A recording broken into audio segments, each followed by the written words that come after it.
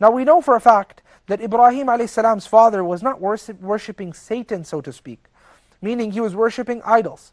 But because of the fact that the idol worship is a commandment of shaitan, Allah's Prophet Ibrahim a.s. calls it the worship of shaitan. So he says, لا تعبد الشيطان. Because when you fulfill the commandments of someone, and when you follow the commands of someone, such as shaitan for example, it's as if you're worshipping shaitan.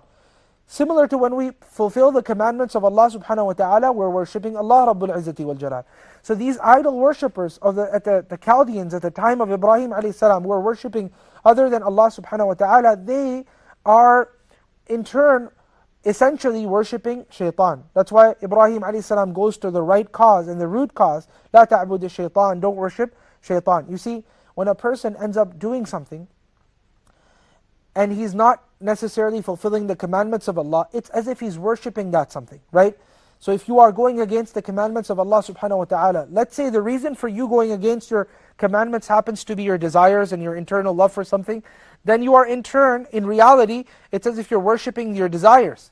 And that's why Allah subhanahu wa ta'ala, He tells us of this phenomenon in the Qur'an, that أَرَأَيْتَ مَنِ اتَّخَذَ إِلَهَهُ هَوَاهُ. Did you look at the person who ended up taking up his desires as his ilah, as his Lord, right? Because when you're constantly following something, you're actually worshipping that something. Over here, Ibrahim's father is constantly worshipping the idols, and that idol worship is coming from shaitan, a commandment of shaitan, and hence he's worshipping shaitan.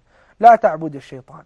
And you know, the reality is that people actually do worship the shaitan directly as well, right? Not just the fact that shaitan commands to idol worship and people do that, that's considered the worship of shaitan. Rather, we have people in our times who literally call themselves Satan worshippers, those who worship the shaitan. And in reality, this is really sad, because most of the time these people who happen to be worshipping shaitan, they happen to be from the aristocracy of society, from the people who are the elites within society.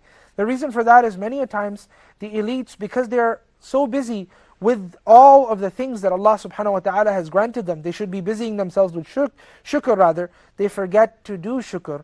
They forget to be grateful to Allah subhanahu wa ta'ala for the blessing and the hiba of Allah, the grant of Allah, and the gift of Allah in the form of children, by raising their children upright. And a lot of times these children are raised up by anybody that works at the house and so on and so forth, in the palace, etc. And then comes the Satan worship. Slowly Satan ends up taking after these people who are literally lost sheep, because they're not getting time from their parents. So, Ya abati la ta'bud al-shaytan, my father, don't worship shaitan. And we have to come within our times also to try to somehow halt this process of Satan worship that's occurring. La ta'bud al-shaytan. Because basically all religions that come from a divine source, they all understand that Satan worship is not a practice that is considered welcome in any religion which happens to have a divine source, such as Christianity, such as Judaism, such as Islam, and so forth. Allah subhanahu wa ta'ala says, Ya abati la ta'bud al-shaytan. Ibrahim is saying this to his father. Inna shaytana kana lil-rahmani asiyya. Indeed, shaitan happens to be for the most merciful asiyyan. He happens to be very disobedient to the most merciful, to Allah Rabbul Izzati wal Jalal.